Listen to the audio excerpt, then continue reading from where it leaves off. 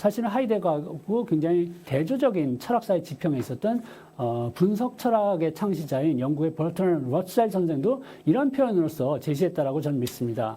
여기서 이 엄격한 수학자이자 논리학자인 러셀 선생은 결국은 삶에서 의미가 중요하다는 얘기를 하고 있는 것이에요.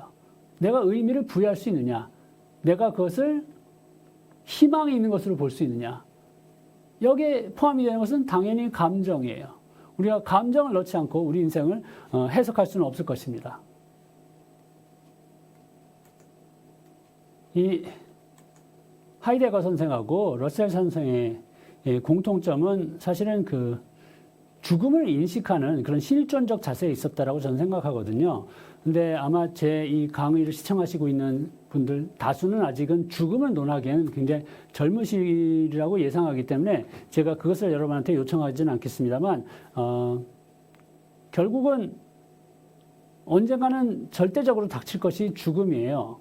근데 우리는 늘 그걸 잊고 살고 있거든요. 그래서 별로 중요하지 않은 세상의 통념이 중시하는 것들을 부여잡고 그것에 끄달리다가 살다가 결국 죽을 때 와서 내가 뭐 하며 여기까지 왔지? 라고 깜짝 놀라게 되는 그런 일들을 많이 볼 수 있다는 것입니다. 결국 사실 내가 뭐 하러 여기 왔었는가 하는 질문에 답을 할 수 있는 삶을 살아야 된다는 것이 하이데거 같은 철학자의 그 논지라고 저는 생각을 하거든요. 그래서 그런 삶을 산다는 것이 라이프 월드에서 사는 것이에요. 내가 방관자가 아니라 그 안에 들어가서 나를 투신하면서 사는 것입니다. 그런 삶을 내가 이야기로 그릴 수가 있어요. 그것을 내가 주인공이어서 자기 효능감을 발휘하는, 즉 내 앞에 불가사리 한 마리를 살려보기 위해서 손을 짚고 그것을 던지는, 그것을 통해서 내 자기 효능감을 발휘한다는 것이죠. 이러한 스토리를 내가 쓸 수 있다는 관점을 내면화한다면 그런 회복 탄력성에 대해서도 보다 더 수용적인 태도가 자라나지 않을까라는 그런 말씀을 드리는 것이에요. 그리고 아까 지난 시간부터 말씀드린 세옹지마에 대해서도 말씀드리자면, 이게 세옹지마의 그 교훈이 이거 아닙니까? 내 앞의 사건은 좋을 수도 있고 나쁠 수도 있고 계속 변하기 때문에 하나하나의 현상에 일희일비하지 말고 커다란 흐름을 보고 그 전체를 조감하라는 그런 지혜가 담겨 있지 않습니까? 근데 우리의 자아는 허약해서 늘 그냥 앞에 목전에 나온 것에 나의 이해 득실을 따져가지고 일희일비하는 것이에요.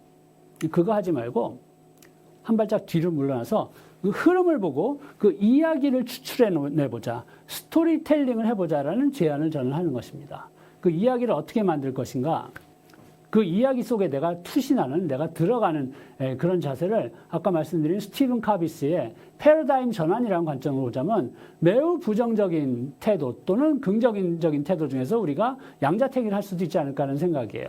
만약에 좀 더 긍정적인 태도 쪽으로 내 앞에 현실을 본다면 내 앞에 닥친 현실에 대해서 다른 해석이 나올 수 있다는 것이에요.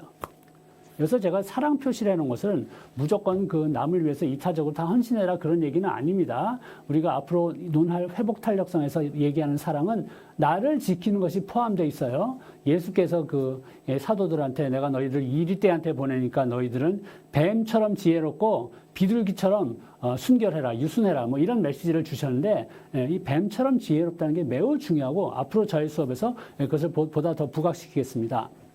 우리가 우리 앞에 세옹지마의 일상처럼 펼쳐지는 수많은 사건들에 좌지우지 되지 않고 그 흐름을 보면서 그 흐름에서 조금 기분 나쁘거나 상처를 주는 것에 대해서도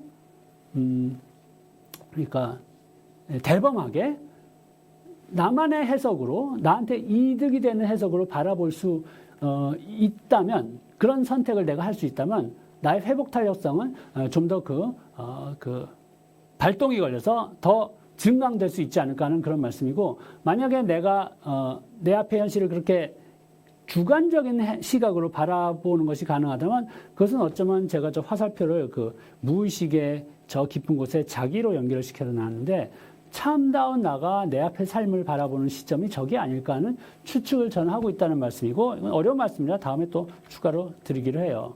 이게 아까 말씀드린 것처럼 내 앞의 시련을 내 멋대로 이렇게 해석하는 것이에요. 내 멋대로. 왜 내 멋대로 하느냐?